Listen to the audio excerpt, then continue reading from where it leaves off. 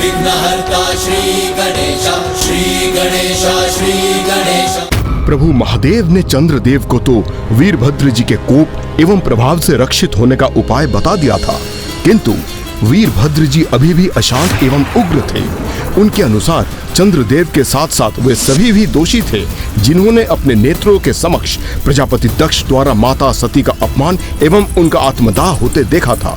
अब वीरभद्र जी की दृष्टि उन देवियों पर पड़ चुकी थी। आप किन देवियों की बात कर रहे थे लंकेश, जिन पर संकट छा गया था? स्वयं देवी सरस्वती एवं देवताओं की माता देवी अदिति। अर्थात वीरभद्र जी ने।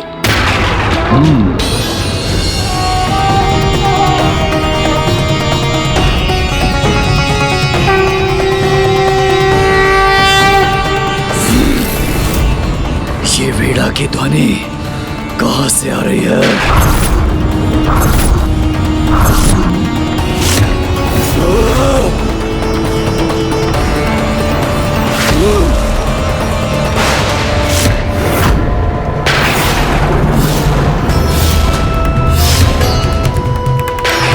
ज्ञान की देवी हैं आप, फिर भी अपने समक्ष सब कुछ होने दिया, कुछ नहीं कहा आपने, इसलिए आपको भी दंडित करूंगा मैं, इसलिए आपको भी दंडित करूंगा मैं।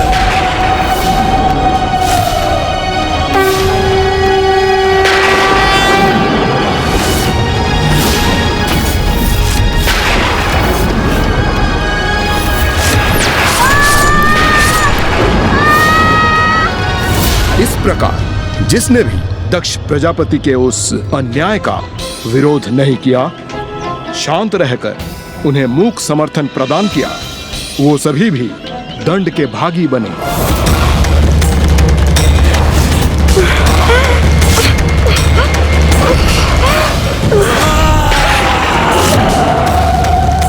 लंकेश जी, वीरभद्र जी ने जो दंड दिया उसके उपरांत क्या हुआ?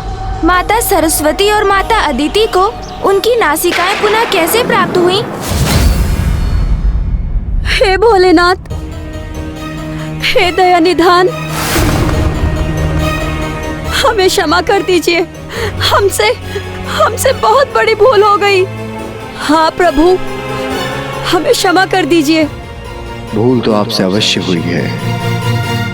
छिपकर, शांत रहकर स्वयं ज्ञान की देवी ने आज अन्याय का साथ दिया है, इसलिए आज से संसार को यह भी ज्ञात होना चाहिए कि सबसे बड़े ज्ञानी को कभी शांत रहकर अन्याय, पाप और अधर्म का साथ नहीं देना चाहिए। यदि कोई वास्तव में ज्ञानी है तो उसे अन्याय का विरोध प्रखर शब्दों में करना चाहिए, किंतु अब आपने अपनी भूल स्वीकार कर मुझसे क्षमा याचना मांगी है, इसलिए मैं आपको आशीर्वाद देता हूं कि आप पुनः पूर्ववत हो जाएं।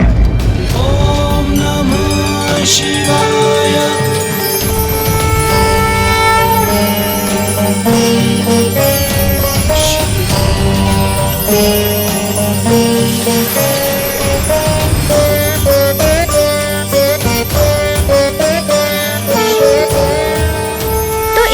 प्रभु महादेव ने माता सरस्वती एवं माता अदिति को क्षमा प्रदान कर उन्हें दोष मुक्त कर दिया। किंतु लंकेश, फिर चंद्रदेव का क्या हुआ? वो तो अभी भी वीरभद्र जी के प्रहार प्रभाव के दोष से जूझ रहे थे ना, और इसी कारण वो लुप्त होने की स्थिति में भी पहुंच चुके थे। किंतु क्या उन्होंने महादेव के सुझाव अनुसार स्वयं को रक्षित करने के लिए पीपल वृक्ष की प्रदक्षिणा पूर्ण कर ली लंकेश? अभी तक नहीं गौरी नंदन, क्योंकि जब तक उनकी प्रदक्षिणा पूर्ण होती, सूर्य देव की किरणों ने धरती को छू लिया था, अर्थात दिवस के आरंभ होने के कारण चंद्रदेव के पास अब समय समाप्त हो चुका था। हे वृक्षों में श्रेष्ठ, हे महान दिव्य वृक्ष, मुझे आशीष देकर पुनः मेरे पूर्ण स्वरूप को प्रदान करने की कृपा करें। क्या आपकी प्रदक्षिणा करने में मुझसे कोई त्रुटि हो गई प्रभु? आप मुझे आशीष क्यों नहीं दे रहे?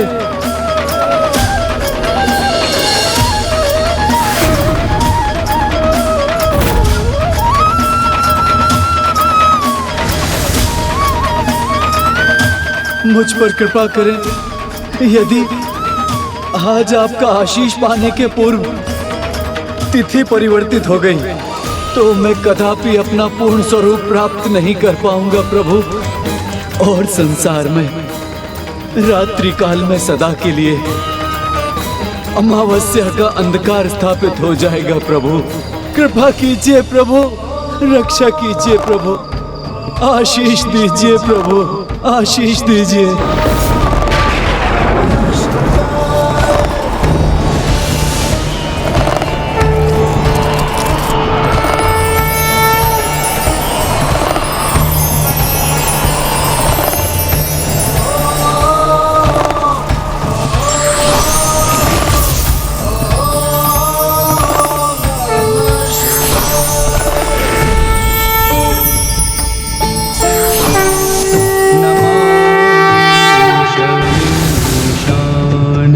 निर्वाण रूपम नमामि शमीशान निर्वाणं रूपम् विभुं व्यापकं ब्रह्म वेद स्वरूपं विभुं व्यापकं ब्रह्म वेद स्वरूपं।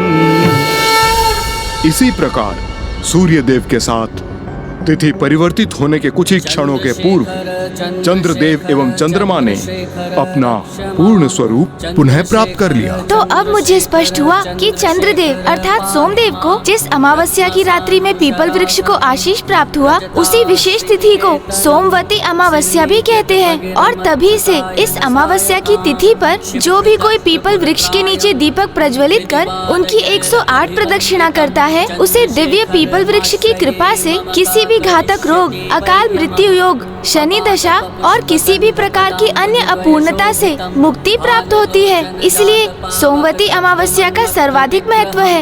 ये तो मेरे प्रभु शिव शंकर शंभू के कृपा करने का परिणाम है गौरी पुत्र, जिन्होंने चंद्रदेव और देवी सरस्वती को क्षमा कर दिया और उन्हें आशीष दिया, और उसके उपरांत उन्होंने सभी को आशीर्वाद देकर क्षमा कर दिया जो उस दुर्भाग्यपूर्ण घटना के कारण प्रभु कोप के भागी बने थे।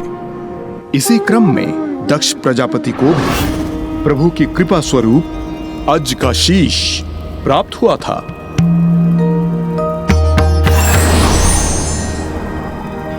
प्रजापति दक्ष को नवीन शीश प्रदान करने के पश्चात प्रभु महादेव की दृष्टि जब माता सती के क्षत विक्षत देह पर पड़ी तो वे अशांत होकर अनियंत्रित हो गए, और फिर माता सती की देह को लेकर उन्होंने तांडव करना आरंभ कर दिया।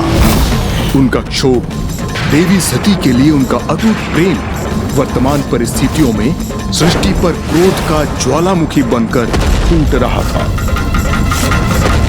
हाँ लंकेश, ये तो मुझे भी स्मरण है कि फिर किस प्रकार प्रभु नारायण के हस्तक्षेप से 51 शक्ति पीठों की स्थापना हुई थी, क्योंकि प्रभु महादेव का मन अभी भी अशांत था और दूसरी ओर वीरभद्र जी का क्रोध तो अभी भी अपने चरम पर ही था। इसलिए माता भद्रकाली उन्हें उस अवस्था में देखकर अत्यंत चिंतित थीं, क्योंकि वीरभद्र जी के क्रोध से तो समस्त संसार के लिए ही संकट उत्पन्न हो सकता था। तब माँ भद्रकाली ने वीरभद्र जी के समक्ष अपने सौम्य स्वरूप में प्रकट होकर उन्हें शांत किया, जिसके उपरांत उनका परस्पर विवाह हुआ।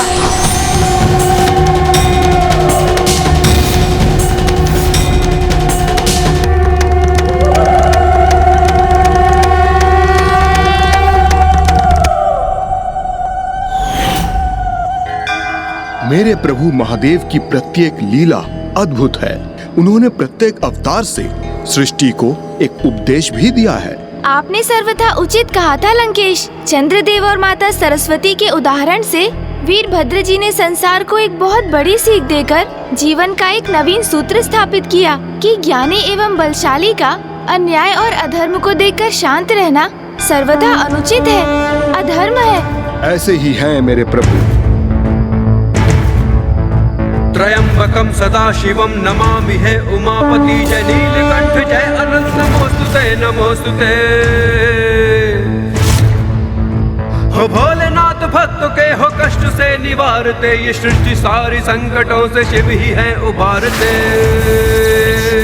ओम नमः शिवाय, ओम नमः शिवाय, ओम नमः शिवाय, ओम नमः शिवाय, ओम नमः शिवाय, ओम नमः शिवाय। दक्ष पुत्री माँ सती किया था शिव जी से विवाह, मगर न दक्ष ने कभी स्वीकार शिव जी को किया। त्रिनेत्र रक्त लाल रूप वीरभद्र का लिया, दे मृत्यु दंड दक्ष को विध्वंस यज्ञ का किया। ओम नमः शिवाय, ओम नमः शिवाय, ओम नमः शिवाय, ओम नमः शिवाय, ओम नमः शिवाय, ओम नमः शिवाय, ओम नमः शिवाय। प्रणाम प्रभु वीरभद्र जी। कल्याण हो। इस भक्त का प्रणाम स्वीकार कीजिए प्रभु। कल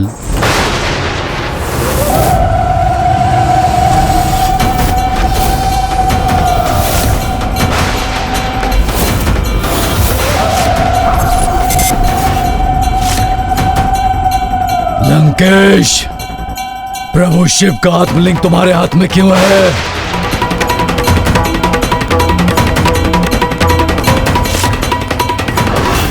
प्रभु, मैंने प्रभु शिव शंकर शंभू की घोर तपस्या कर यह प्राप्त किया है। यह स्वयं प्रभु महादेव ने मुझको दिया है और इन्हें स्थापित करने मैं लंका ले जा रहा हूं प्रभु। असंभव! ऐसा कदापि नहीं कर पाओगे तुम। असंभव! ऐसा कदापि नहीं कर पाओगे तुम, क्योंकि ऐसा करने से मैं रोकूंगा तुम्हें। क्योंकि ऐसा करने से मैं रोकूंगा तुम्हें। प्रभु,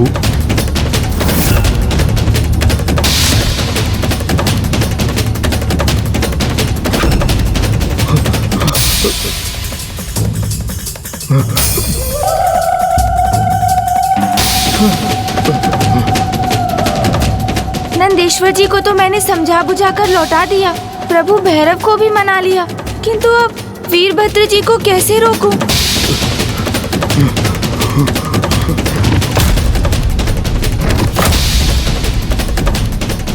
अब क्या होगा? कहीं प्रभु वीरभद्र जी लंकेश को आहत ना कर दे। नहीं, मुझे इन्हें ऐसा करने से रोकना ही होगा।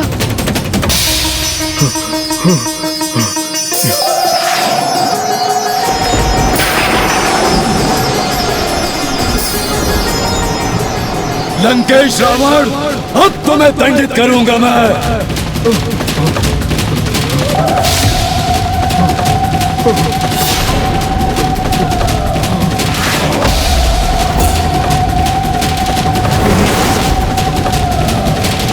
अब मैं अपनी रक्षा कैसे करूं? नहीं, वीरभद्र जी का प्रहार तो लंकेश का अंत कर देगा, जो अत्यंत अनर्थकारी होगा।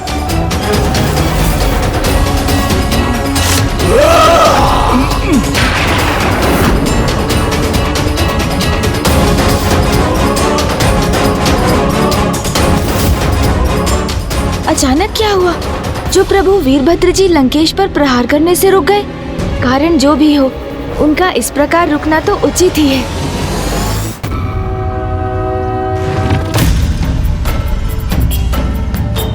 स्वस्ति न इंद्रो वृषभाः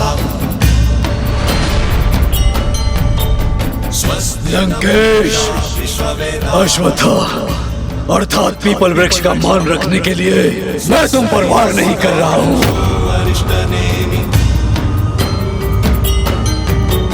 स्वस्ति नो बृहस्पतिर्दधातु, किंतु यदि तुम पीपल वृक्ष की शरण में न पहुंचे होते तो आज यमराज से तुम्हारी भेंट अवश्य होती।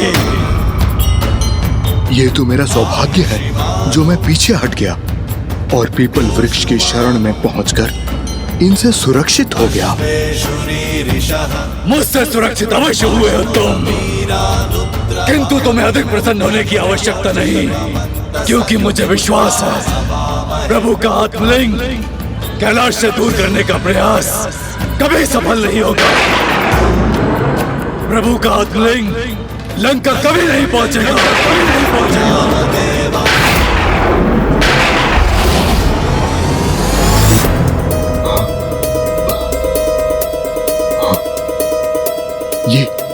ये क्या कहा प्रभु वीरभद्र जी ने? कुछ भी हो जाए प्रभु, इन आत्मलिंग को तो मैं लंका अवश्य ले जाऊंगा, किंतु अब मुझे बड़ी सावधानी से आगे बढ़ना होगा। लंकेश जी, जल ग्रहण कीजिए आप। अब आप इतने भयभीत क्यों दिखाई दे रहे हैं लंकेश? क्योंकि अब तो आप पीपल वृक्ष की छाया में स्थित हैं, किंतु जिनकी शरण में जाने से आपकी भी रक्षा हुई, वो वृक्ष जिनमें स्वयं प्रभु नारायण का वास है, वो श्री हरि नारायण लंकेश, जिनके नाम का श्रवण भी आपको प्रिय नहीं, उन्हीं ने आज आपकी रक्षा की। कदाचित अश्वत्थ वृक्ष को लेकर आपका ज्ञान अभी अधूरा है गौरीपुत्र, क्योंकि इसमें मात्र नारायण ही नहीं, अपितु मेरे प्रभु शिव शंकर शंभू के साथ समस्त देवताओं का भी वास है। इनकी जड़ों में ब्रह्मदेव, तने में विष्णुदेव और इनके सबसे ऊपरी भाग में अर्थात इनकी शाखाओं और पत्रों में मेरे प्रभु शिव शंकर शंभू का वास है। और त्रिदेव के साथ पीपल वृक्ष के फलों में अष्टदिक्पाल एवं यमराज, देवी लक्ष्मी, देवी सरस्वती और 9 दुर्गा देवियों का भी वास है।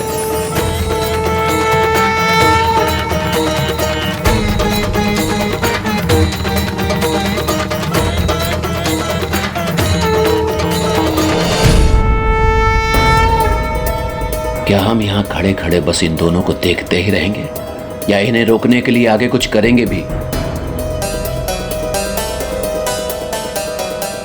करेंगे करेंगे, अवश्य करेंगे, और ऐसा प्रहार करेंगे लंकेश पर कि वो प्रभु के आत्मलिंग को लेकर इस स्थान से एक पग भी आगे नहीं बढ़ सकेंगे। पीपल वृक्ष की पूजा करने से समस्त देवी देवताओं की पूजा संपन्न हो जाती है। इनके स्पर्श से सात्विक चेतना जागृत होती है और इनके पत्रों को वेद भी कहा जाता है। इतना ही नहीं, जो भी भक्त प्रतिदिन पीपल वृक्ष को जल समर्पित कर 3 बार इसकी परिक्रमा करता है, उसकी दरिद्रता के साथ उसके समस्त दुर्भाग्य नष्ट हो जाते हैं और उसे दीर्घायु भी प्राप्त होती है। हाँ लंकेश, मुझे भी अब स्मरण है, माँ ने भी एक बार पीपल वृक्ष की महिमा का उल्लेख किया था। उन्होंने कहा था कि 10 पुष्पों के पौधे, 5 आम के वृक्ष और 2 अनार के वृक्ष रोपने से जितना पुण्य प्राप्त होता है, मात्र 1 नींबू एवं 1 वट अर्थात बरगद एवं पीपल वृक्ष को रोपने से प्राप्त होता है। और जो भी ऐसा करता है वो कभी नरक का भागी नहीं बनता। अधिकतर मनुष्य वट वृक्ष को ही पीपल वृक्ष मानने की भूल कर बैठते हैं, किंतु जुड़वा भ्राताओं के समान होते हुए भी उन दोनों में अनेकों विभिन्नताएं हैं। जहाँ पीपल अधिक दिव्य है, वहीं वट वृक्ष अधिक विशाल होने के कारण अधिक छाया प्रदान करते हैं। और इससे भी अधिक, जो भी अपने जीवन में मात्र एक पीपल वृक्ष को रोपने का पुण्य कर्म करते हैं, उनके समस्त पितृदोष नष्ट होते हैं, उनका वंश कभी नहीं मिटता और उन्हें स्वर्ग की प्राप्ति होती है।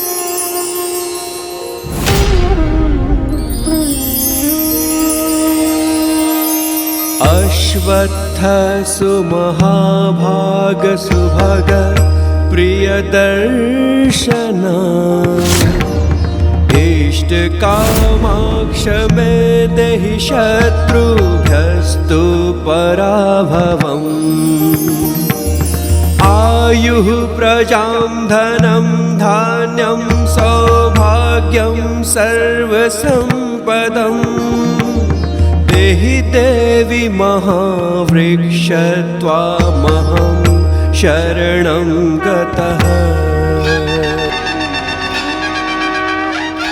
हे पीपल वृक्ष और इनमें स्थित समस्त देवी देवतागण कृपया कर मुझे आशीष दीजिए कि मैं लंकेश रावण को प्रभु के आत्मलिंग को लंका ले जाने से रोकने का कार्य सफलतापूर्वक संपन्न कर सकूं।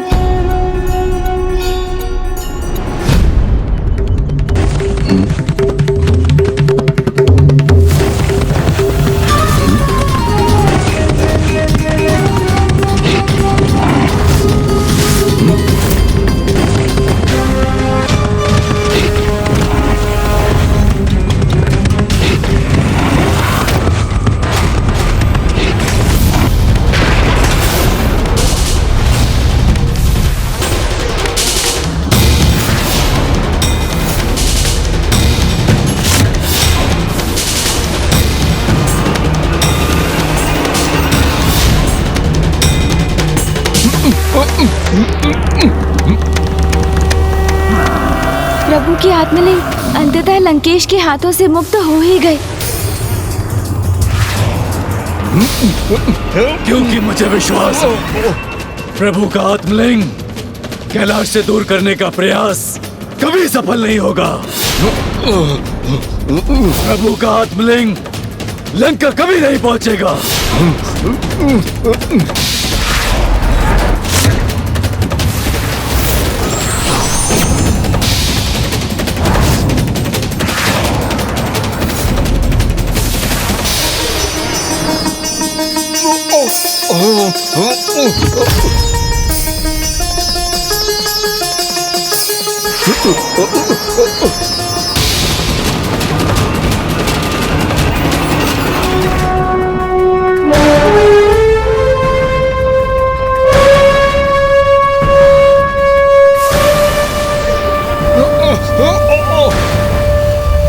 लंकेश और आत्मलिंग दोनों विपरीत दिशा में जा रहे हैं। बस अब आत्मलिंग का भूमि को स्पर्श करना शेष है, फिर हमारा प्रयोजन सिद्ध हो जाएगा।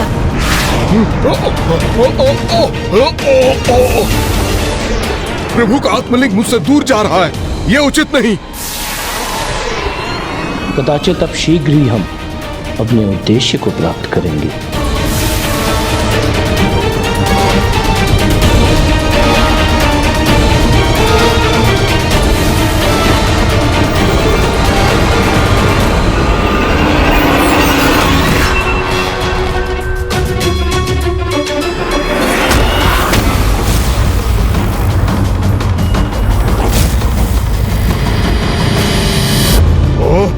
तो ये इन सब का षड्यंत्र था। प्रभु ने स्वयं आत्मलिंग मुझे दिया था। इन सब के हाथ नहीं लगने दूंगा मैं।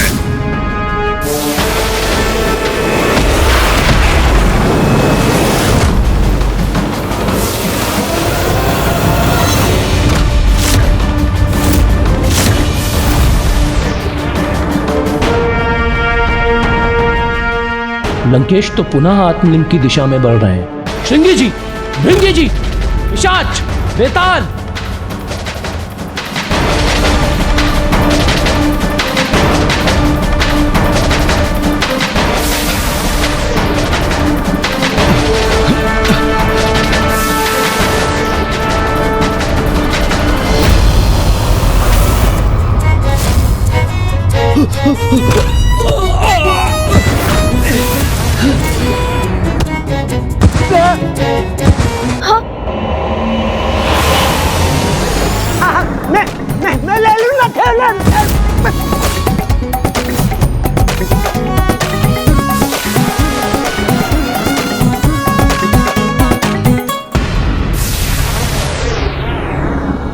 हे प्रभु, क्या ये सभी कुछ भी करने में सक्षम नहीं है?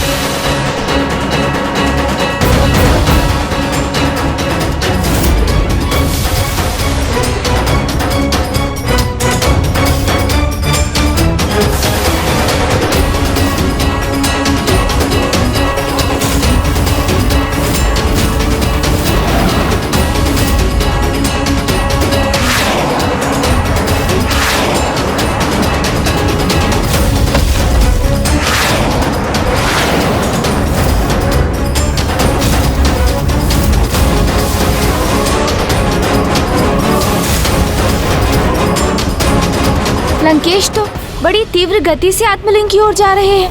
कहीं नंदी जी और शिवगणों की ये योजना भी असफल न हो जाए।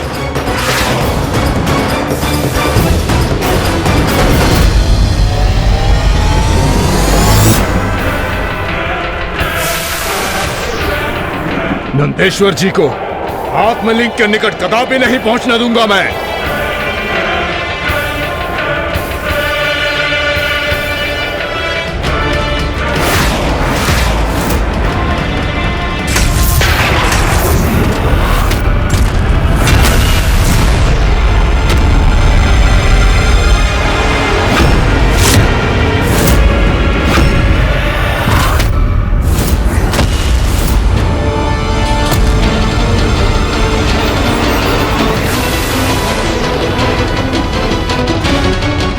आत्मलिंग को थामने के लिए कोई नहीं है वहाँ। भूमि का स्पर्श होते ही भूमि देवी प्रभु के आत्मलिंग को सम्मान सहित स्थापित कर देंगी। हम भले ही असफल हुए हों, किंतु हमारी योजना अभी भी सफल हो सकती है। जहां मेरा आत्मलिंग थल का स्पर्श करेगा वो सदा के लिए वही स्थापित हो जाएगा। नहीं, मैं ऐसा कदापि नहीं होने दे सकता। यदि आत्मलिंग धरती को स्पर्श कर गया तो वह सदा के लिए यहीं स्थित होकर रह जाएगा।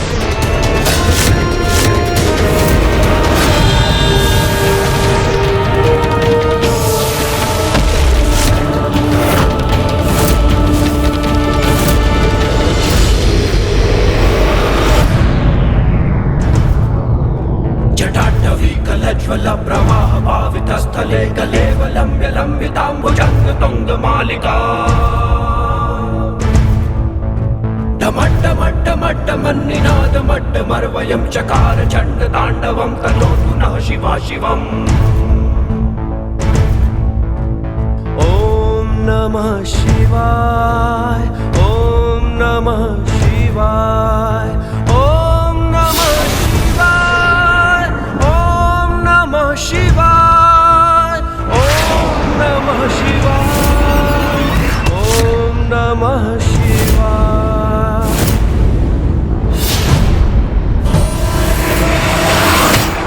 दशानन रावण से आत्मलिंग छीनने का प्रयास कर जो साहस किया तुम सभी ने, उसका उचित दंड मिलेगा तुम सबको। यही संहार करूंगा तुम सबका। शांत हो जाइए लंकेश, मैं आपको पुनः स्मरण करा रहा हूँ। धर्म और पुण्य के कार्य में किसी भी प्रकार की हिंसा नहीं होनी चाहिए। और इसका भी विचार कीजिए कि जिनका आप संहार करना चाहते हैं वो भी उन्हीं प्रभु शिव के भक्त हैं, जिनके आप परम भक्त हैं, जिनके आत्मलिंग आपके साथ है। तभी तो अभी तक ये सब जीवित हैं और जो इन्हें वानर समान उछलने का ही अभ्यास है। जिस वानर का उल्लेख कर तुम मेरा उपहास कर रहे हो लंकेश, उसकी शक्ति का परिचय तो तुम्हें तब होगा जब तुम्हारा विनाश प्रारंभ होगा। देवता आपके चरण ना दिगा सके, इसलिए आपको बहुत अहंकार है ना अपनी इस शक्ति पर। किंतु देवता तो मेरे चरण दिगाने में भी असमर्थ होंगे और मैं ये अभी प्रमाणित कर सकता हूँ। साहस है तो आप सभी मेरे चरण दिगा के दिखाइए।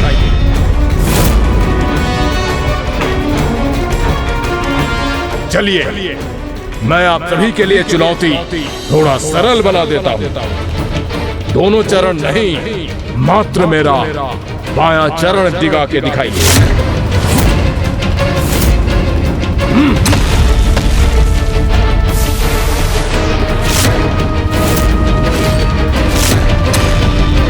आप सभी के लिए और भी रोचक बना देता हूं मैं इस चुनौती को।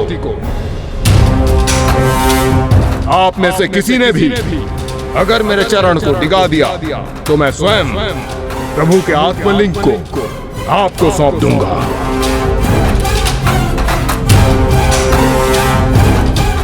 तो कहिए, है मेरी चुनौती स्वीकार करने का साहस किसी में आज?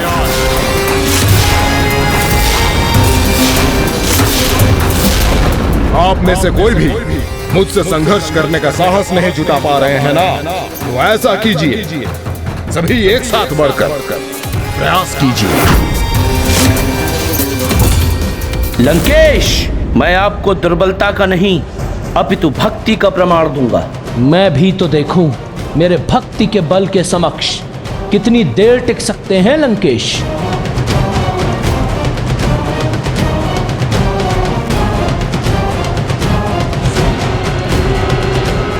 ये तो उचित नहीं।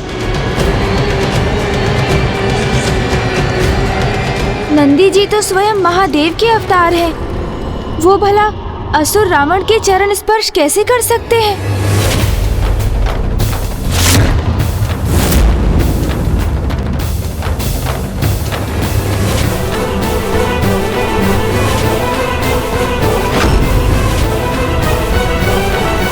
नंदेश्वर जी, आपने तो लंकेश की चुनौती उचित प्रकार से सुनी ही होगी। यदि लंकेश बलशाली है तो आप में भी तो अपार बल है। इसलिए आप बिना लंकेश का स्पर्श किए इनकी चुनौती को अवश्य पूर्ण कर सकते हैं।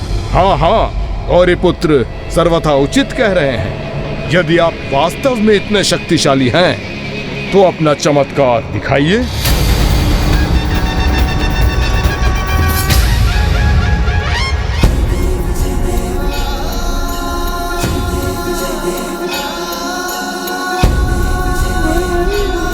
उचित है, मैं आपको अपनी शक्ति के चमत्कार अवश्य दिखाऊंगा लंकेश। चमत्कार? कैसा चमत्कार दिखाएंगे नंदी जी? अब तो ये देखने पर ही ज्ञात होगा।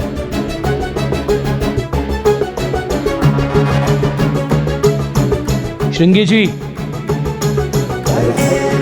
लंकेश रावण को उनके स्थान से डिगाने के लिए हमारा संपूर्ण तप नहीं अपितु उसका एक अंश मात्र ही पर्याप्त है।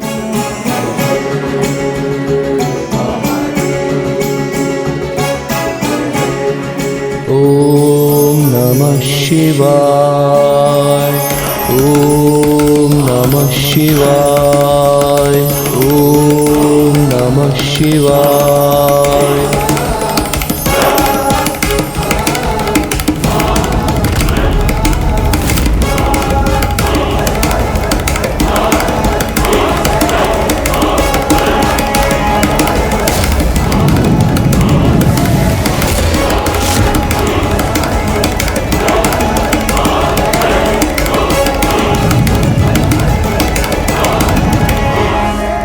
जितनी शक्ति का उपयोग करना चाहते हैं कर लीजिए नंदेश्वर जी, क्योंकि आपकी शक्ति लुप्त हो जाएगी, किंतु अब रावण को उसके स्थान से कदापि नहीं डिगा सकेंगे।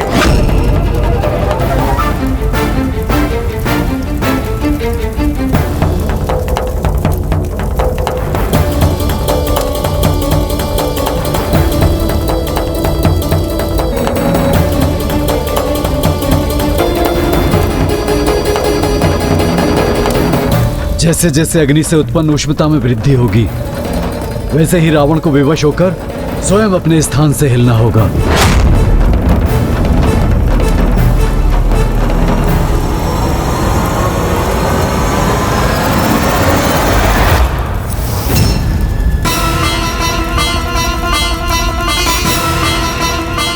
अब मैं भी देखता हूं लंकेश, कब तक आप इस अग्नि के ताप को सहकर अपने चरणों को पीछे हटने से रोकेंगे आप? आप भूल रहे हैं नंदेश्वर जी, इस समय मेरी सहन शक्ति की नहीं, परीक्षा तो आपकी शक्ति की है।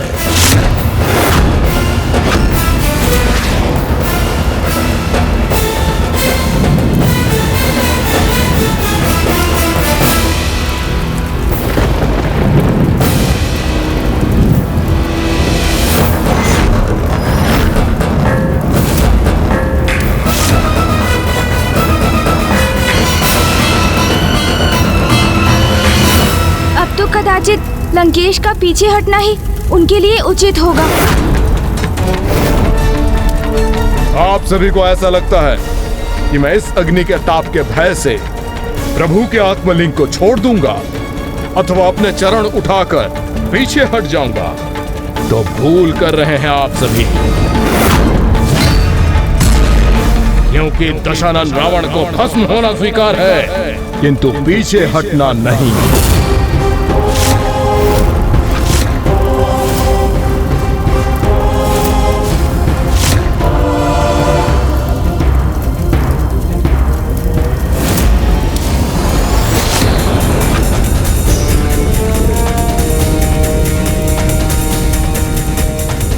गौरी पुत्र, मुझे इस अग्नि को देखकर प्रभु शिव शंकर शंभू के अगले अवतार की कथा स्मरण हो रही है,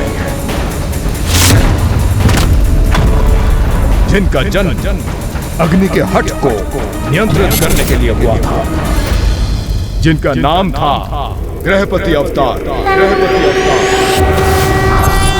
त्र्यंबकम सदाशिवम नमामि हे उमापति, जय नीलकंठ जय अनंत नमोस्तुते नमोस्तुते। हो भोलेनाथ भक्तों के हो कष्ट से निवारते, ये सृष्टि सारी संकटों से शिव ही है उबारते। ओम नमः शिवाय, ओम नमः शिवाय, ओम नमः शिवाय।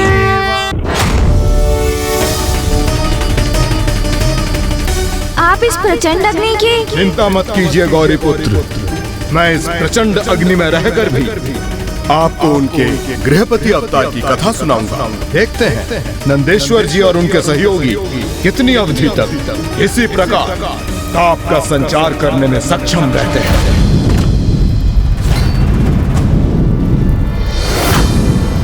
प्रभु शिव शंकर शंभू ने अपने गृहपति अवतार से ये प्रमाणित किया कि यदि भक्तिपूर्ण निष्ठा से की जाए तो सब कुछ प्राप्त किया जा सकता है गौरी पुत्र।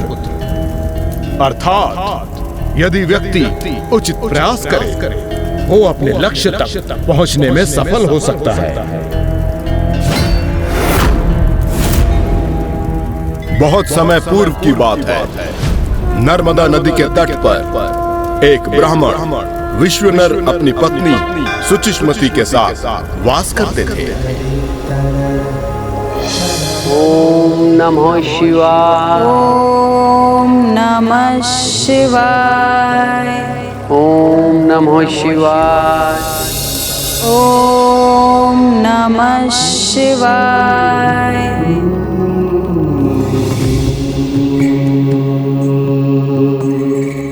ये पौधा तो कुम्हला रहा है, मुझे इसकी सेवा करनी चाहिए। ऋषिवर एवं उनकी पत्नी दोनों ही धर्मपरायण थे और ऋषि विश्वनर का हृदय इतना कोमल था कि वो अन्य किसी को कष्ट में देखकर उसकी सहायता करने से स्वयं को रोक ही नहीं पाते थे।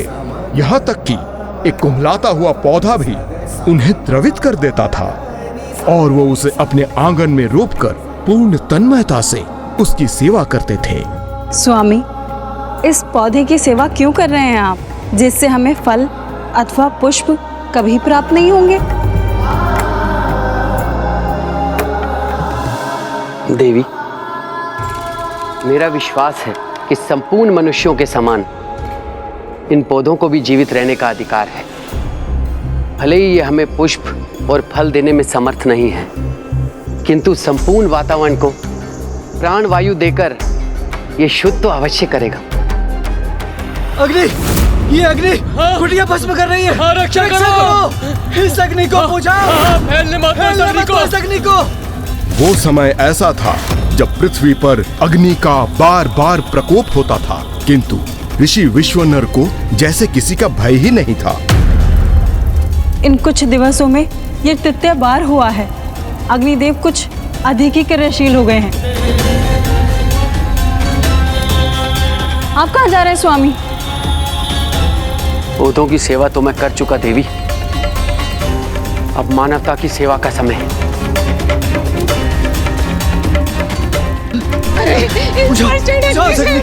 रक्षा कीजिए मेरे पुत्र की, रक्षा करो। शांत हो जाइए माता, हम इस जल से अग्नि को बुझाने का प्रयास कर रहे हैं। और जलाओ, और जलाओ। इस अग्नि के निकट भी जाना कठिन हो रहा है। अग्नि, अग्नि ये कुटिया भस्म कर रही है। रक्षा करो इस अग्नि को, बुझाओ और जलाओ।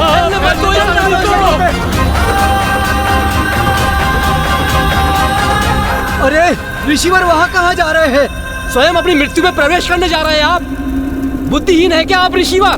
रुक जाइए ऋषिवर। शिव भक्त हूँ, शिव भक्त हूँ, शिव भक्त हूँ।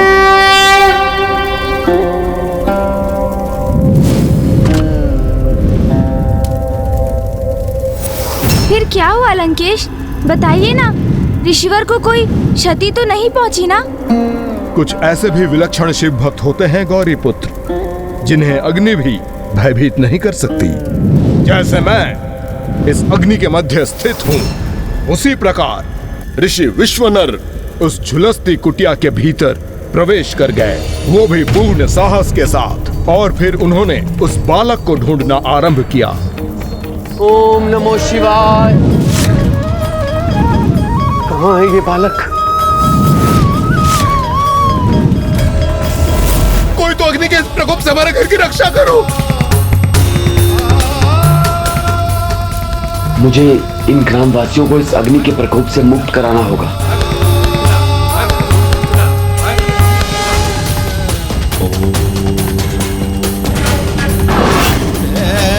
ओम नमो शिवाय।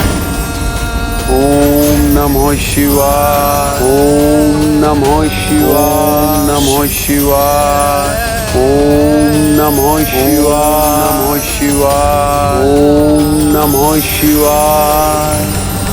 ये ऊर्जा तरंगे अवश्य हमारी रक्षा का कारण बनेंगी। अब कदाचित ये अग्नि शीघ्र शांत होगी।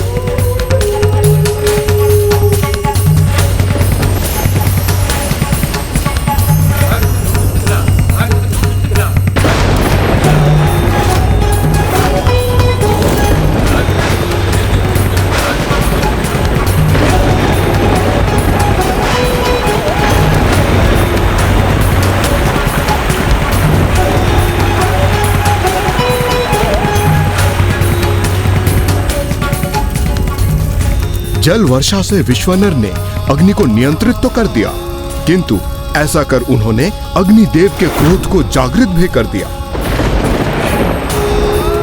कौन है ये जिसे अग्नि के प्रचंड ताप का तनिक भी भय नहीं? इसका इतना दुस्साहस जो ये मुझ अग्निदेव के कार्य में बाधा उत्पन्न कर सके। अब इसे मेरे दंड का भागी बनना ही होगा। सदा जीवों पर अपनी करुणा बरसाने वाले ऋषि विश्वनर ने अपनी तपोशक्ति से अग्नि को शांत कर एक मां को उसका पुत्र सकुशल लौटाया। आपने मेरे पुत्र की रक्षा की। आपको कोटि कोटि नमन।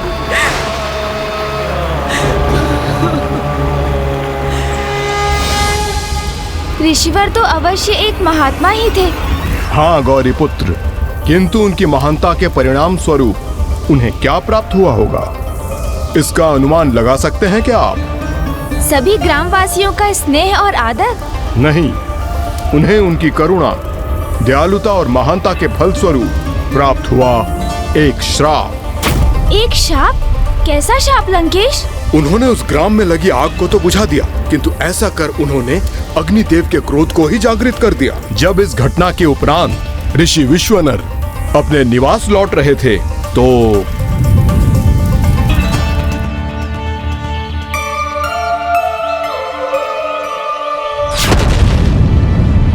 कदाचित आपको ज्ञात नहीं है ऋषिवर कि मेरी अग्नि का एक छोटा अंगारा भी आपके साथ इस संपूर्ण वन को भी भस्म कर सकता है।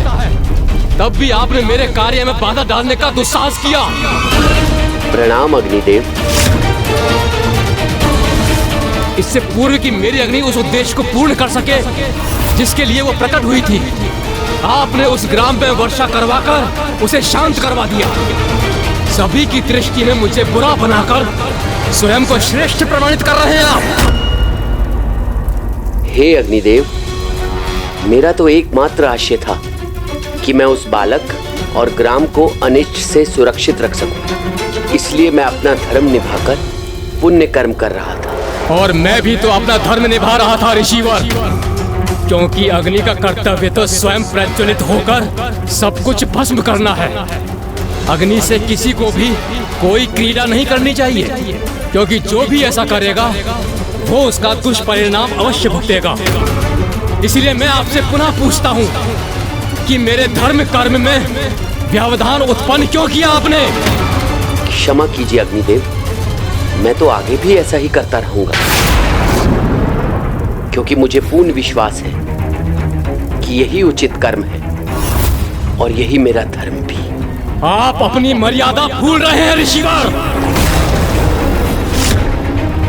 नहीं अग्निदेव, अपनी शक्ति की मर्यादा तो आप लांघ रहे हैं। आपका कार्य तो प्रकृति में जीवन का सहायक बनना है, किंतु आप तो प्रतिदिन अपनी ज्वाला के प्रकोप से निर्दोष जीवों और वनों को भस्म कर देते हैं। क्या इस प्रकार नित्य अग्नि का प्रकोप अनिवार्य है?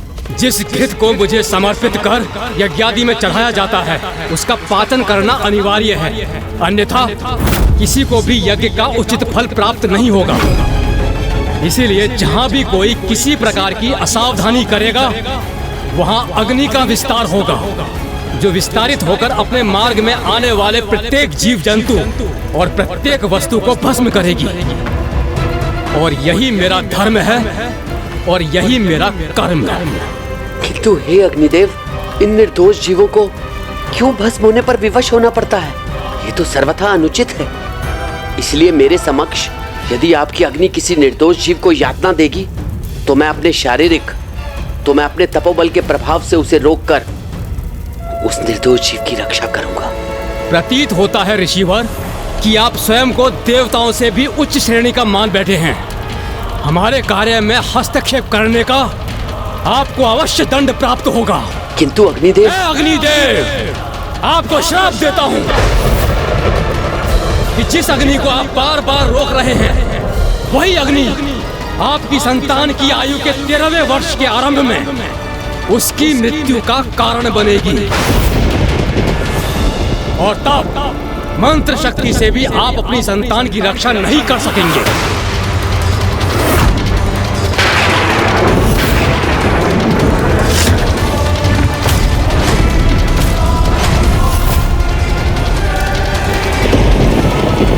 जो सदा परोपकार करते हैं, यदि उनके साथ कुछ बुरा भी होता है तो अवश्य वो किसी बड़े सुफल का ही संकेत होता है। जैसा सुफल मुझे प्राप्त होगा गौरी पुत्र, अभी नंदेश्वर जी और उनके सहयोगी गणों ने मुझे इस अग्नि के ताप से घेर लिया है, किंतु शीघ्र ही अवश्य ये थकेंगे। तब मैं प्रभु के आत्मलिंग को लंका ले जाकर स्थापित करूंगा, जिससे मेरी लंका शिवधाम बन जाएगी। और उसके लिए मुझे जितना भी ताप और कष्ट सहना पड़े मैं सहूंगा।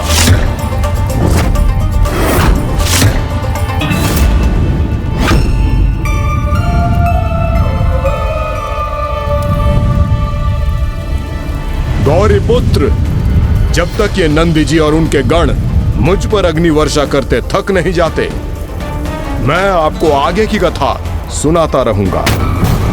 जहां एक ओर अग्निदेव ने ऋषि विश्वनर को उनकी संतान के अनिष्ट का श्राप दिया, वहीं दूसरी ओर ऋषिवर की पत्नी इस श्राप से अनभिज्ञ अपनी संतान प्राप्ति की कामना कर रही थी।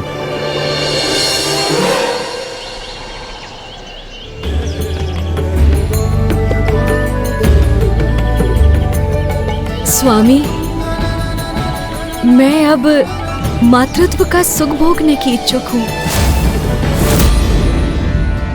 कि जिस अग्नि को आप बार बार रोक रहे हैं वही अग्नि आपकी संतान की आयु के 13वें वर्ष के आरंभ में उसकी मृत्यु का कारण बनेगी।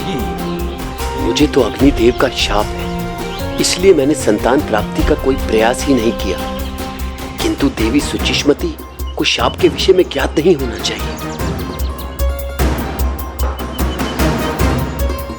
स्वामी, जब भी मैं अपनी ये इच्छा व्यक्त करती हूँ आप मुंह क्यों फेर लेते हैं?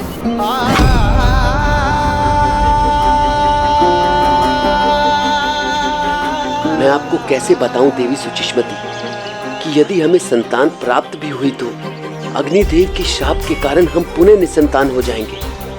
आज आप संतान रहित रहने का दुख नहीं सह पा रही हैं, तो कल जब संतान होने के उपरांत उसे खोने पर विवश होंगी तो वो दुख कैसे सहेंगी आप? कब तक हम इन पौधों का लालन पालन करते रहेंगे? मैं चाहती हूँ स्वामी कि हमारी भी एक संतान हो, जिसे मैं अपनी गोद में लेकर उसके साथ क्रीड़ा कर सकूं, जिसकी किलकारियों से हमारा गृह और आंगन गूंज उठे। मुझे बताइए स्वामी, हम संतान का सुख कैसे प्राप्त कर सकते हैं? यदि इसके लिए हमें कोई तपस्या करने की आवश्यकता है तो मैं उसके लिए भी प्रस्तुत हूँ। आप उचित कहती हैं देवी। अब तो मात्र तब से ही हमें ऐसी संतान प्राप्ति हो सकेगी जिसका कोई अनिष्ट नहीं कर सकेगा, अग्निदेव भी नहीं।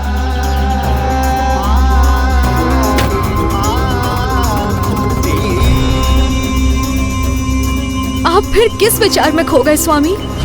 कुछ तो बोलिए।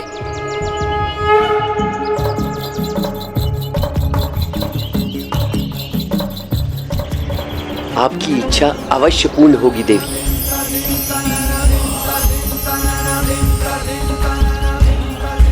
किंतु उसके लिए हमें काशी जाना होगा, शिव की आराधना करनी होगी, जिससे हमें उनके वरदान स्वरूप एक ऐसी संतान प्राप्त होगी जो हमारे पूरे कुल को तार दे। अर्थात अब प्रभु महादेव के अगले अवतार का समय निकट था। इतना शीघ्र नहीं गौरी पुत्र, क्योंकि घोर तपस्या किए बिना किसी को कुछ प्राप्त नहीं होता। जैसे मैंने तपस्या की तब जाकर मुझे प्रभु का आत्मलिंग प्राप्त हुआ, जिन्हें नंदी और उनके सहयोगी गण मुझसे छीनना चाहते हैं।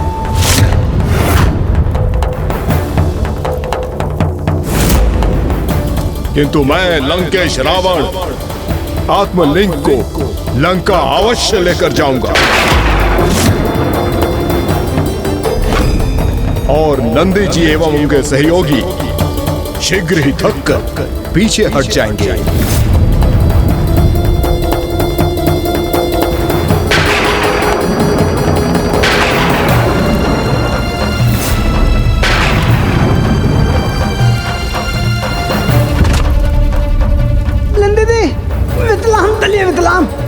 वितलाम तलिए लेंदे दे।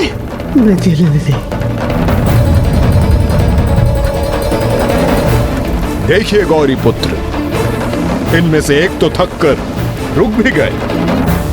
अधिक प्रसन्न होने की आवश्यकता नहीं है लंकेश, क्योंकि मैं अनंत काल तक ऐसे ही स्थित रहूंगा, कदापि नहीं थकूंगा मैं। तो मैं भी अनंत काल तक इसी प्रकार अडिग रहूंगा। ये कैसी विचित्र स्थिति है। एक और महादेव के अवतार है तो दूसरी ओर उनके परम भक्त। अब ज्ञात नहीं इस परिस्थिति का क्या परिणाम होगा।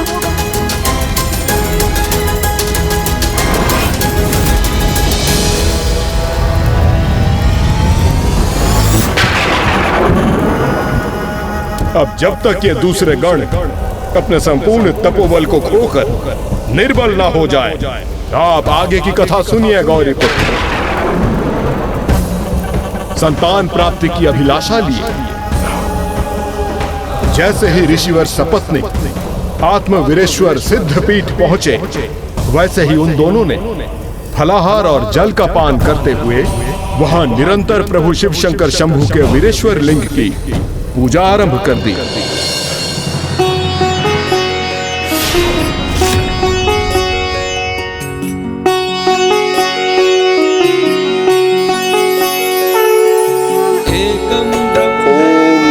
शिवाय, ओम नमः शिवाय, ओम नमः शिवाय, ओम नमः शिवाय। द्वितीयायास्ते तस्मादेकं त्वां प्रपद्ये सदाहम्।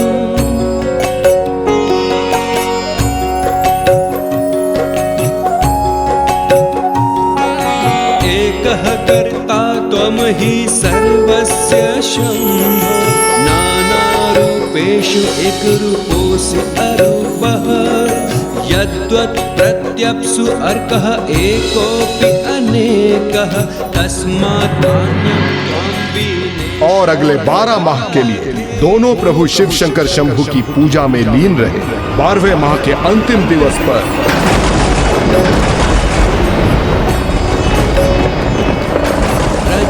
सर्पः शुक्तिकायां रूप्यं नरः।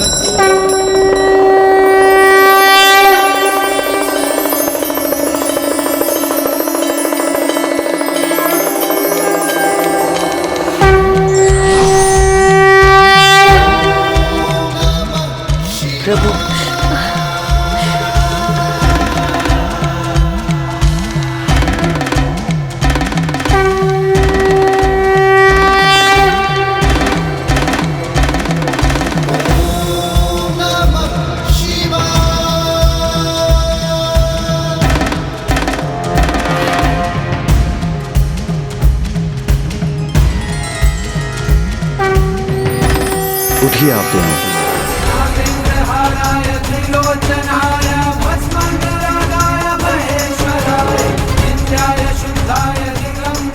आपकी पूजा पूर्ण हुई। बताइए मुझसे क्या अभिलाषा है आपकी? प्रभु, आपको तो सब ज्ञात है। आपसे कहां अपने भक्तों की कोई अभिलाषा छुपी रह सकती।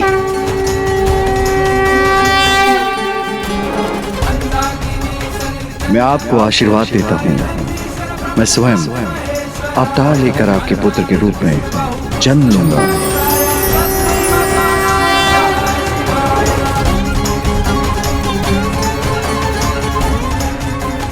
और पिछले 12 माह से जिस स्रोत का आपने निरंतर जाप किया है, उस स्रोत को अभिलाषाष्टक स्रोत के नाम से जाना जाएगा।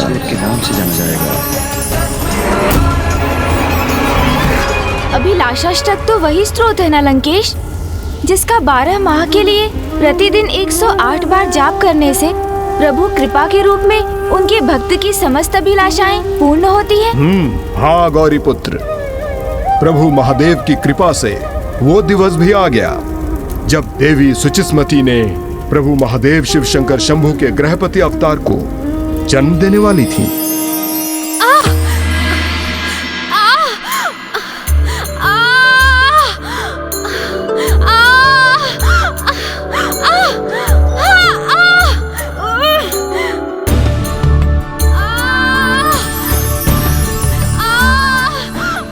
सर्वत्र ऐसे शुभ संकेत दिखाई दे रहे हैं मुझे, जैसे संपूर्ण ब्रह्मांड आनंद तरंगों से पुलकित हो गया है।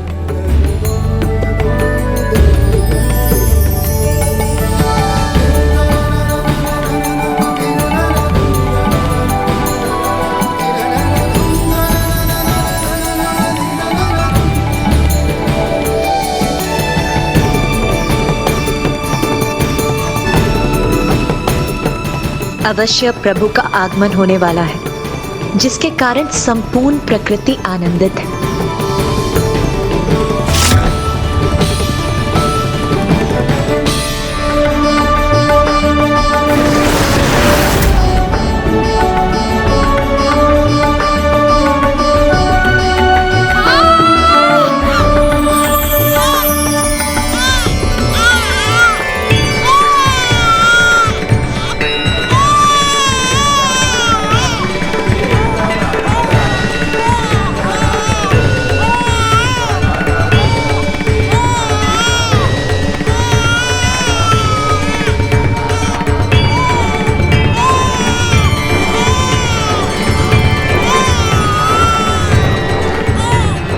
ऋषिवर, पुत्र हुआ है।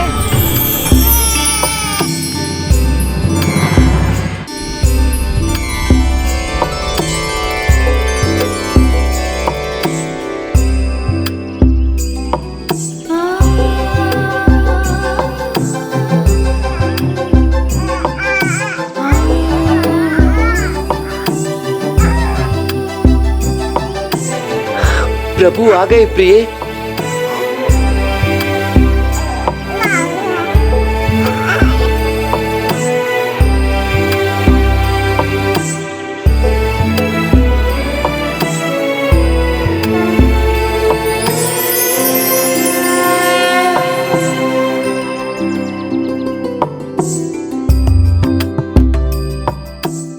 इसमें तो मुझे मेरे प्रभु महादेव ही दिखाई दे रहे हैं। इसलिए हम अपने पुत्र का नाम अपने प्रभु के अनेकों नामों में से किसी एक नाम से संबोधित करेंगे। हमारे पुत्र का नाम होगा ग्रहपति।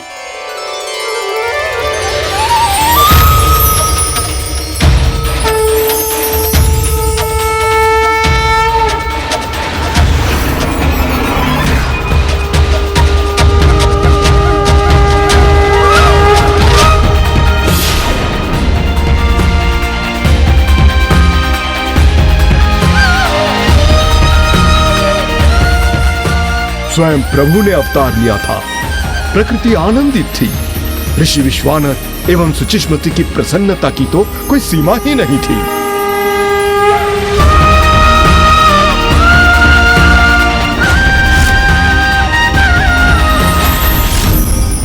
किंतु ऋषिवर के पुत्र पर अग्निदेव के प्रकोप का संकट अभी भी छाया हुआ था।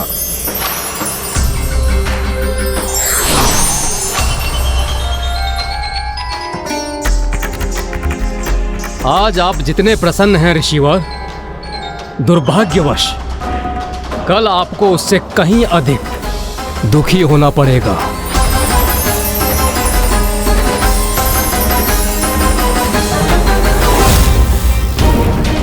अर्थात जो शाप अग्निदेव ने ऋषि विश्वनर को दिया था, समय आते ही वो उसे फलित भी करने वाले थे।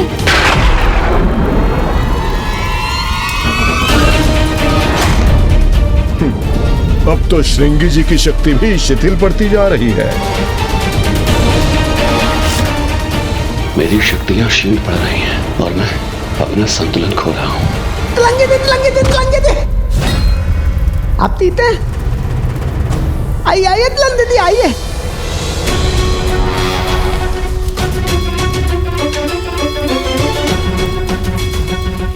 अब तो एकमात्र आप ही शेष बचे हैं नंदी जी। देखते हैं कि आप कब तक इसी प्रकार स्थिर रहकर मुझ पर अपनी शक्ति का प्रभाव बनाए रखने में सफल रहते हैं। कुछ भी हो जाए लंकेश, मैं कदापि नहीं थकूंगा। ओम नमः शिवाय, ओम नमः शिवाय, ओम नमः शिवाय।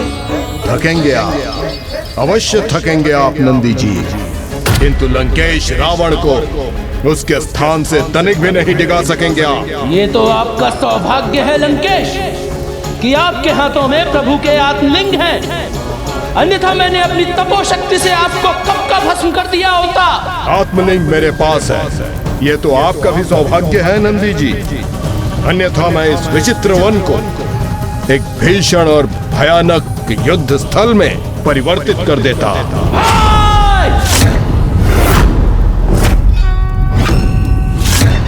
कृपा कर आप इस चुनौती को युद्ध का कारण मत बनाइए। और लंकेश, यदि आप अपने स्थान से अस्थिर होने के लिए तैयार नहीं है, तो मुझे प्रभु गृहपति की पूर्ण कथा सुनाने की कृपा ही कीजिए। फिर आगे क्या हुआ? वो ऋषि पुत्र शिशु स्वयं प्रभु के अवतार हैं। ये ज्ञात होने पर भी क्या अग्निदेव ने अपने शाप को निष्प्रभाव नहीं किया? शाप नन्हे जीव को दिया गया हो या परमात्मा को, वो तो फलित होकर ही रहता है। जहां अग्निदेव ऋषिवर के पुत्र गृहपति के प्रभु अवतार से अवगत नहीं थे, वहीं प्रभु गृहपति के आयु और आकार में वृद्धि होने लगी थी और ऋषि विश्वनर ये मान के निश्चिंत थे प्रभु के अवतार को अग्निदेव कोई हानि नहीं पहुंचा सकते। इसलिए वो तो उनके श्राप को जैसे भूल ही गए थे। इसी प्रकार समय बीतने लगा और गृहपति अब एक बुद्धिमान बालक में परिवर्तित हो गए।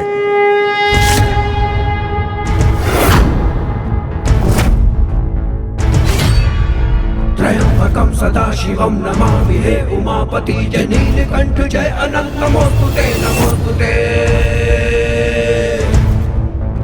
हो भोलेनाथ भक्त के हो कष्ट से निवारते, ये सृष्टि सारी संकटों से जीवी है उबारते। ओम नमः शिवाय, ओम नमः शिवाय, ओम नमः शिवाय, ओम नमः शिवाय, ओम नमः शिवाय, ओम नमः।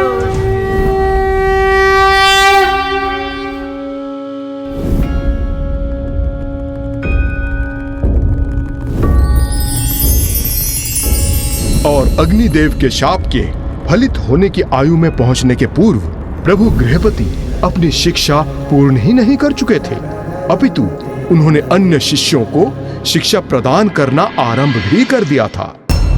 ओम अर्थात प्रणव वो दिव्य स्पंदन है जिनसे सभी कुछ प्रकट हुआ। ओम स्वर में नहीं 3 अक्षर आ उ म, 3 दिव्य ऊर्जाओं और शक्तियों अर्थात त्रिमूर्ति ब्रह्मदेव, विष्णु, और शिव के साथ उन्हें पूर्णता प्रदान करने वाली त्रिदेवियों माता सरस्वती, माता लक्ष्मी एवं माता पार्वती के भी प्रतीक है। इसलिए ओम से ही संसार के सृजन, पालन एवं परिवर्तन की तीनों अवस्थाओं का नियंत्रण होता है।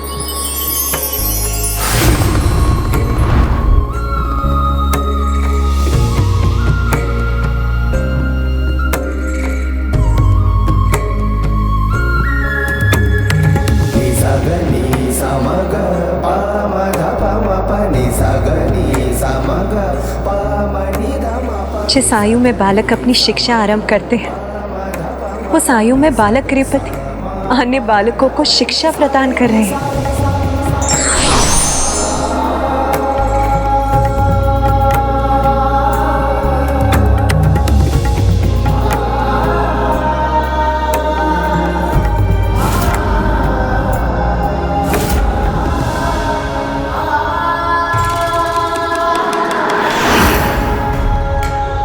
प्रभु महादेव के अन्य अवतारों में उनके बाल स्वरूप के दर्शन के उपरांत अब पुनः हमें वही सौभाग्य प्राप्त हुआ है। प्रभु गृहपति के बाल स्वरूप को देखकर मेरा मन तो यही करता है कि इनकी दिव्यता को निहारती ही रहूं। क्या हुआ प्रभु, आप अचानक से इतने चिंतित क्यों हो गए? अभी तो हम मन भरकर प्रभु के इन सौम्य बाल रूपों का दर्शन भी ना कर सके, और अब इनके जीवन पर संकट छाने वाला है।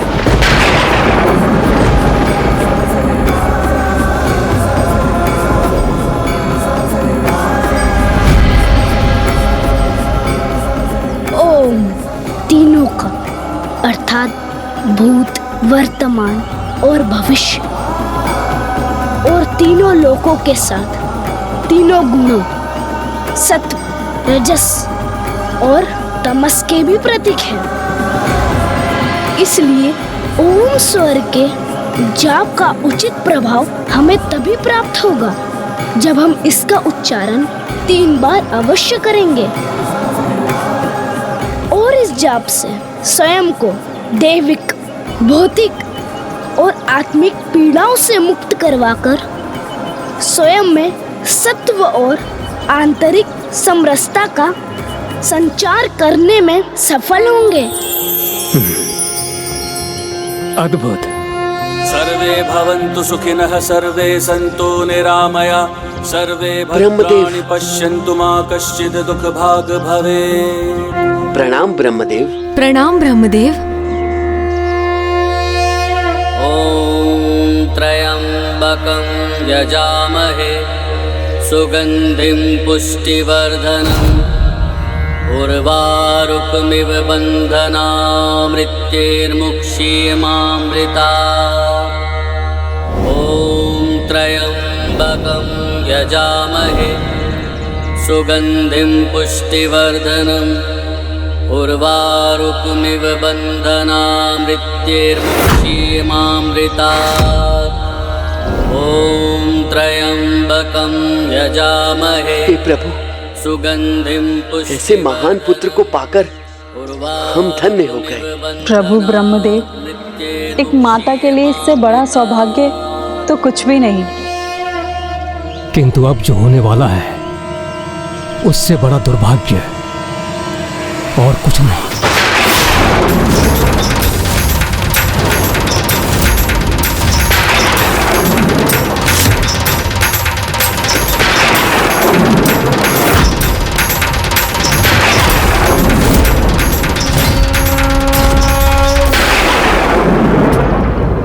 ऐसा क्या होने वाला है प्रभु? अर्थात देवी सुषमती को अग्निदेव के श्राप का कोई ज्ञान नहीं। कहीं ब्रह्मदेव अग्निदेव के शाप का उल्लेख तो नहीं कर रहे हैं? मैं अग्निदेव आपको श्राप देता हूँ कि जिस अग्नि को आप बार बार रोक रहे हैं, वही अग्नि आपकी संतान की आयु के 13वें वर्ष के आरंभ में उसकी मृत्यु का कारण बनेगी। क्या आपने अभी तक देवी सुषमती को उसके बारे में अवगत नहीं कराया।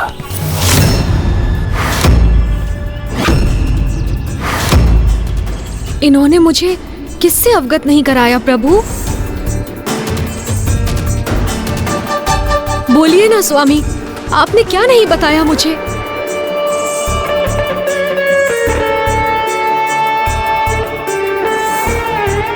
मुझे क्षमा करे प्रभु, मैं ये सच अभी भी बताने में असमर्थ हूं।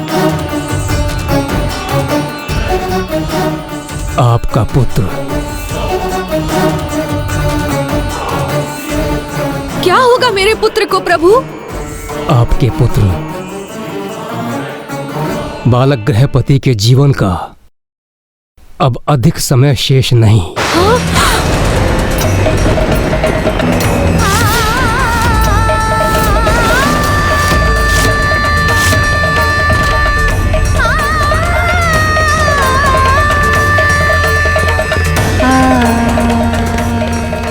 नहीं, ऐसा नहीं हो सकता।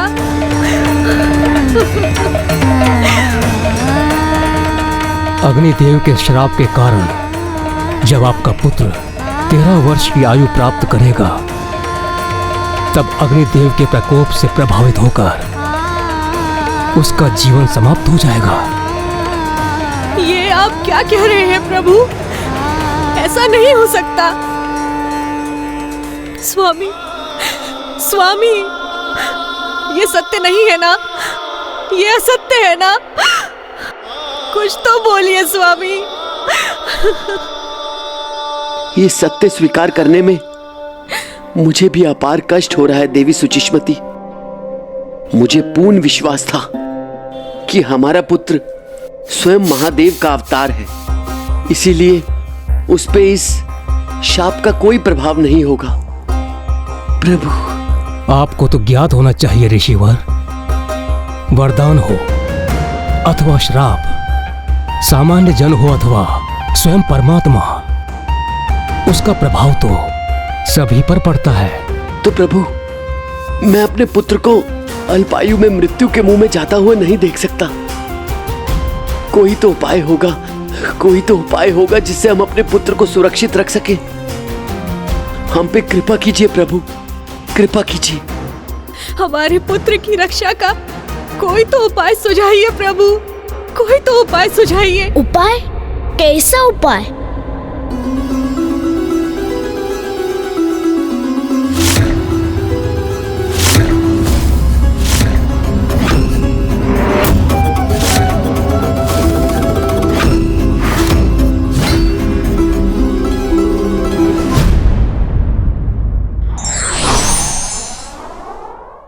प्रत्येक समस्या के जड़ में ही उसका समाधान भी छिपा होता है, इसलिए व्यक्ति को हताश हुए बिना प्रयास अवश्य करते रहना चाहिए।